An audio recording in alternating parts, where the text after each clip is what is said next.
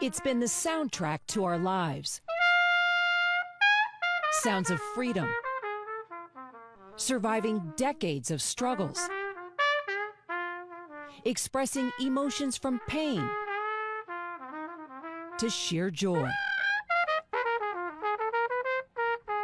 Jazz has survived so many struggles. It has. Jazz has gone through everything that we've gone through as people. I mean, all of our highs, all of our lows, it expresses it with the note B flat, the note E, all of that, you know. And it's an honor to perform it. It's an honor to tell that story. Ain't no power like the power of the people. The most recent stories, the death of George Floyd and calls for justice, and a pandemic that has devastated minority communities, taking with it music legends emblematic of that struggle. For Sean Jones, jazz isn't just a profession, it's personal.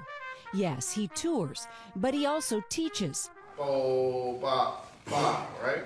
Preserving the legacy of jazz here at the Peabody Conservatory, located not far from Baltimore's famous jazz district, where clubs like Keystone Korner are usually booming with bent and blue notes. But for now, coronavirus has redefined jazz's call and response. We've lost now more than a dozen jazz greats to COVID-19, many more within the jazz community. Yeah, we've lost a lot of heroes, and I heard a quote the other day that every time you lose a legend, you lose a library.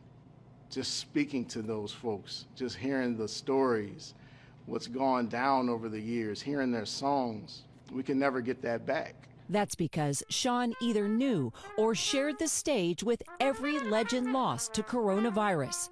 Grammy-winning virtuoso Wallace Roney, pianist and composer Ananje Allen Gums, even the great Ellis Marsalis. Take a look at that list of musicians there. And as you look at those names, tell me what goes through your head and your heart. Wow, joy and sadness all in one.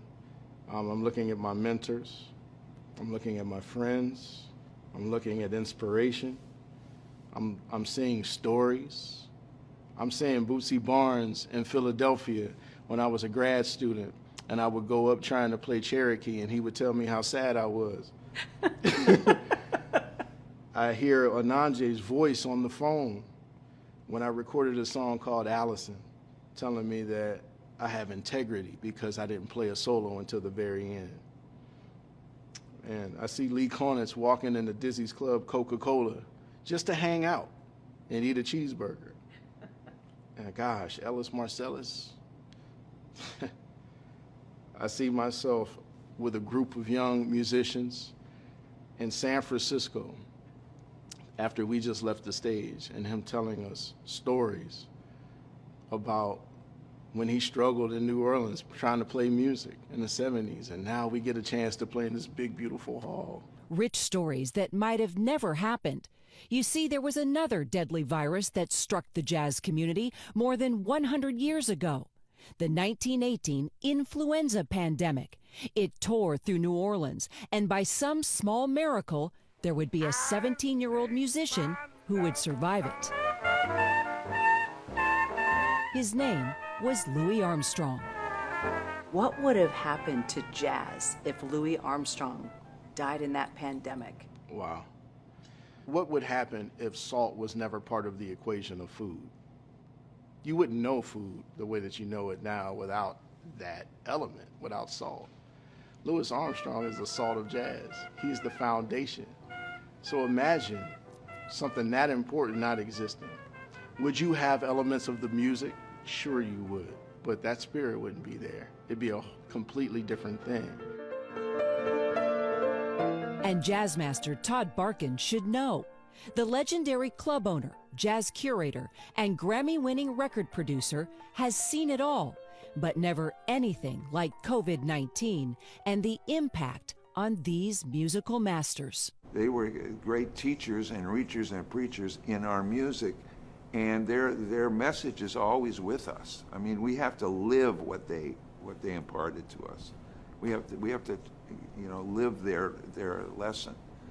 or we're not doing our job. The job of keeping alive the roots and the rhythm.